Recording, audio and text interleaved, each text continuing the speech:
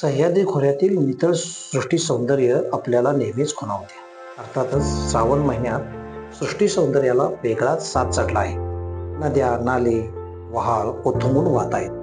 ठिकठिकाणी कोसळणाऱ्या धबधब्यामुळे सौंदर्य आणखीच खुलून गेले आहे. नमस्कार, मी Prakash Patil open mind YouTube चॅनेलच्या वतीनं आपले सर्वांचे मनपूर्वक हार्दिक स्वागत करतो. आज आपण कोकणातील अशा देवस्थानाला भेट देणार आहोत. अशा देवस्थानाला कोकणचे कैलास म्हणून ओळखले जाते. या देवस्थानाचे नाव आहे श्रीदेव मार्लेश्वर. असे मानले जाते की मार्लेश्वरात भगवान शंकराचे अस्तित्व आहे. सकाळी मी कोल्हापूरहून मार्लेश्वरला निघालो. श्रावणचा सोमवार होता. श्रावण सर नुसतीच पडून गेल्याने धुक्याची चादर पसरली होती. मार्लेश्वर देवस्थान निसर्गाचे मुक्त उदन असलेल्या संगमेश्वर तालुक्यात आहे. आम्ही कोकणात जवळपास 24 वर्षे नोकरीच्या निमित्ताने घालवली. बऱ्याच वेळा मार्लेश्वरला गेलो आणि आजही जात आहे. साखरप्यातून 22 किलोमीटर अंतरावर असणारे हे देवस्थान निसर्गाचे जणू गोंधनच. साखरप्यातून देवरुखच्या दिशेने जाताना उजव्या बाजूला जाणारा देवरुख मार्लेश्वर रस्ता 18 किलोमीटरचे अंतर. या रस्त्यावरून प्रवास करताना रस्त्याच्या दुतर्फेला उभी असलेली झाडे जणू आपले स्वागतच करत आहेत असे वाटले. कोकणातील रत्नागिरी जिल्ह्यातील संगमेश्वर तालुका अतिशय दुर्गम तालुका. या तालुक्यात ऐतिहासिक व धार्मिक महत्त्वाची ठिकाणे आहेत. संगमेश्वर तालुका घनदाट जंगलासाठी प्रसिद्ध आहे. त्यामुळे शासनाला येथे सह्याद्री व्याघ्र प्रकल्प राबविता आला आहे.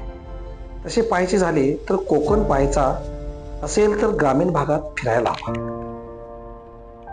स्वच्छ सुंदर गाव आणि झाडे आणि झाडामधून झुळझुळणारा वारा दिवसभरच्या प्रवासातील थकवा दूर करतो. तालुक्याच्या भागात भात शेती मोठ्या प्रमाणात केली जाते. जसजसे मार्लेश्वरकडे जात होतो तसा निसर्ग पुस्तकातील एक एक पान उलगडत होता. सह्याद्रीतून वाहणारी ही नदी समुद्राला जाऊन मिळते. समुद्राला मिळण्या अगोदर आपल्या काठावरच्या अनेक सजीवांची तहान भागवते. कोकणातील नद्यांचे निसर्ग निर्मित संगीत आहे. त्या खळखळून वाहत असतात. कोकणातील श्रावण महिना म्हणजे ऊन पावसाचा खेळ असतो. नदीचे सुगम संगीत ऐकत असताना अचानक श्रावण सर आली आणि आम्ही पुढच्या प्रवासाला निघालो. कोकणचे सौंदर्य जपणारी एक पिढी आहे. इथल्या भूमिपुत्रांनी इथली हिरवीगार वनसंपदा जपली आहे. प्रवासात अंगवली गावातील मठाचा कळस मला दिसला. बेफानपणे पडणाऱ्या या पावसात या मठाचे सौंदर्य अधिकच खुलून दिसत होतं. पाऊस पडत होता पण या मठात भेट देण्याचा मोह आवरला नाही. आम्ही मठात पोहोचलो. इथे काही स्थानिक लोकांच्याकडून माहिती घेतली. मार्लेश्वर देवस्थान खास करून ओळखण्याचे जाते की ते म्हणजे जानेवारी महिन्यात संपन्न होणाऱ्या यात्रोत्सवासाठी. अंगवली येथील मठाची यात्रा जानेवारीत संपन्न होते.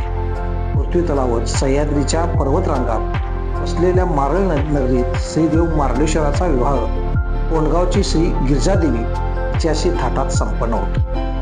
यजमान म्हणून देवरुखचे वाडेश्वर ही तिन्ही देवस्थाने एकत्र येतात. ही प्रथा राजाराम महाराजांच्या पासून सुरू असल्याचे सांगितले जाते. अंगवली येथील मठात विवाहापूर्वीचे सर्व विधी झाल्यानंतर श्रीदेव मार्लेश्वरची मूर्ती चांदीचा टोप प्रथेप्रमाणे सजवलेल्या पालखीत ठेवला जातो. यासोबत गंगामाता आणि मल्लिकार्जुनची मूर्ती पालखीत स्थानापन्न होते व हर हर मार्लेश्वरचा जयघोष करीत लव्या जम्यासह मार्लेश्वर मंदिराकडे प्रस्थान होते. अंगवली गावातील मठाला भेट दिल्यानंतर तेथील देवी देवतांचे आशीर्वाद घेऊन आम्ही मार्लेश्वर मंदिराकडे निघालो. सह्याद्रीने अनेक गुपिते आपल्या कुशीत दडवून ठेवली आहेत. मी बऱ्याचदा सह्याद्रीत फिरलो. प्रत्येक वेळेस मला नवा अनुभव घेता येतो. मार्लेश्वरच्या वाटेने जाताना जणू स्वर्गाच्या वाटेने जात आहोत असं वाटत होतं.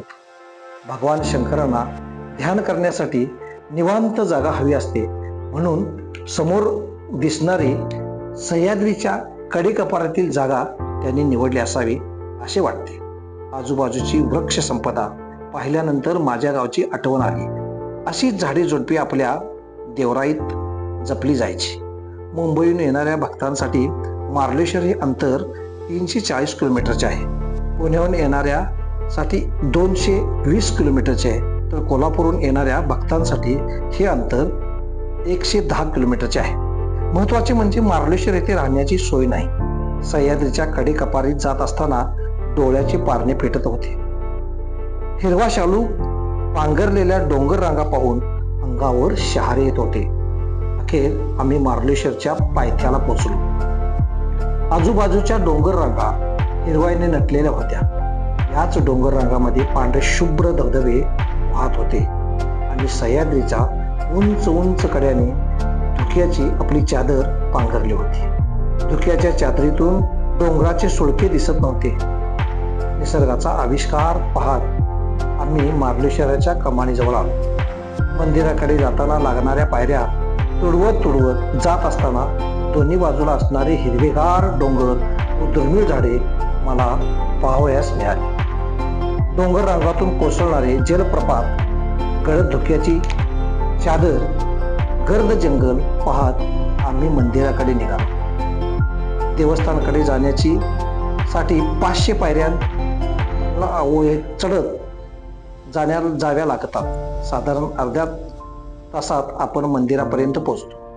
श्रावण महिन्यात येथे भक्तांची मोठी गर्दी असते. मार्लेश्वर हे देवस्थान राज्य सरकारने क वर्ग पर्यटन स्थळ म्हणून घोषित केले आहे. पर्यटन स्थळ घोषित केल्यामुळे विकासाला येथे चालना मिळाली आहे. विकास म्हटलं की प्रदूषण हे होतच.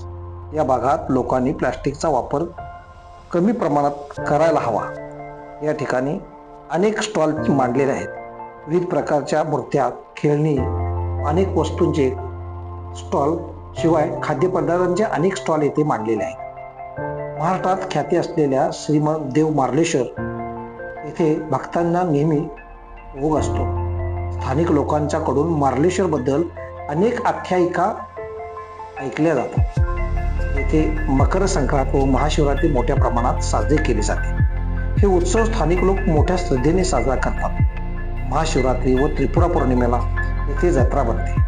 अखेर आम्ही पायऱ्या चढत मार्लेश्वर मंदिरात जवळ पोहोचलो. उजवीकडे सह्याद्रीच्या उंच टोकावरून पावसाच्या पाण्याची जलधार एक धबधबा कोसळत होता. आम्ही मार्लेश्वर मंदिराजवळ पोहोचलो आणि तेथे पडणाऱ्या शेकडो जलप्रपाताचे सौंदर्य डोळ्यात साठवून घेतले. हा परिसर अद्भुत आहे. समोर धुक्यानं झाकोळलेल्या लिंगाच्या डोंगर आहे. सह्याद्री व्याघ्र प्रकल्पातून कोसळणाऱ्या 7 धारा धारेश्वराच्या रूपाने मार्लेश्वराच्या चरणी लीन होतात. स्वर्गातून गंगा कोसळावी असे ह्या धबधबे आम्हाला पाहायला मिळाले. सह्याद्री व्याघ्र प्रकल्पाचा भाग क्षेत्रातील गोठणे कड्यावरून एक धार सह्याद्रीच्या कड्यावरून खाली पडते, कोसळते. नंतर ती धार 7 धारेत प्रवाहित होते आणि मार्लेश्वर मंदिराजवळ लीन होते. साधारण 200 फूट अंतरावरून उंचावरून कोसळणारा या धबधब्याच्या धारेश्वर या नावाने ओळखले जाते. मार्लेश्वरचा धबधबा 7वा आहे. लिंगाचा डोंगर म्हणजे गावकऱ्यांचे आद्य श्रद्धास्थान आहे. हा डोंगर अनवाणी सर करावा लागतो. या डोंगरात आरपार जाणारी गुहा आहे आणि या गुहेत पूजा केली जाते. संक्रांतीला मार्लेश्वराचे लग्न झाल्यानंतर दुसऱ्या दिवशी अंगोलीचे मानकरी लिंगाच्या डोंगरावर जातात. मार्लेश्वराचा परिसर म्हणजे पर्यटन व भक्तासाठी पर्वणीच आहे. सह्याद्रीच्या कड्यावरून हा धबधबा पुढे जाऊन बाव नदीत जाऊन वाहू लागतो.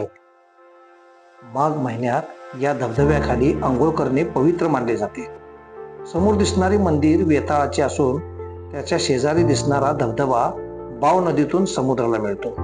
धारेश्वर धबधबा पांढरे शुभ्र धबधबे पाहिल्यानंतर ते जणू शंकराच्या जटेतून गंगा कोसळत आहे. या धबधब्याला बारमाही पाणी असते. निसर्गाच्या सानिध्यात राहिलेल्या सगळ्यांना सासीन नाहीसा केला जातो. मार्लेश्वराचे वातावरण मिनिटा बदलत असते. कधी ऊन पावसाचा खेळ तर कधी तुफान पाऊस. निसर्गाचा आनंद घेऊन मी देवळाकडे निघालो. एका निसर्ग निर्मित गुहेत भगवान शंकराचे शिवलिंग आहे. मारळचा देव म्हणजे मारळ अधिक ईश्वर म्हणून मार्लेश्वर असे नाव प्रचलित झाले.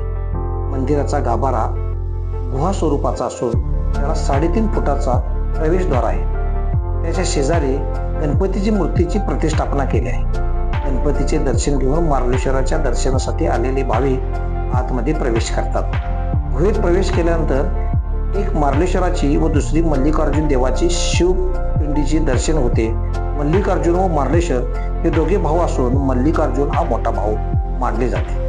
या गुहेत समईच्या जळणाऱ्या वातीचा मंद उजेड असतो. या गुहेत अन्य कोणताही दिवा लावण्यास सक्त मनाई आहे. अध्यात्माची अनुभूती घेऊन मी गुहेबाहेर आलो आणि पुन्हा निसर्गाची धबधबे डोळ्यात साठवण्यासाठी धबधब्याकडे गेलो. मार्लेश्वरच्या परिसर येथे विविध जैवविविधता या ठिकाणी आहे. येथे आल्यानंतर माकडापासून सावध राहा. सह्याद्रीच्या डोंगर रांगा, पर्वत, उंच कडे आणि त्यातून होणारा जलप्रपाताची वेगळीच अनुभूती येते. कोकणचे कैलास मार्लेश्वर कसे वाटते ते नक्कीच कमेंट करून कळवा. अशा नवनवीन गोष्टी पाहण्यासाठी प्रकाश पाटील ओपन माइंड चॅनेलला सबस्क्राईब करा, लाईक करा. धन्यवाद.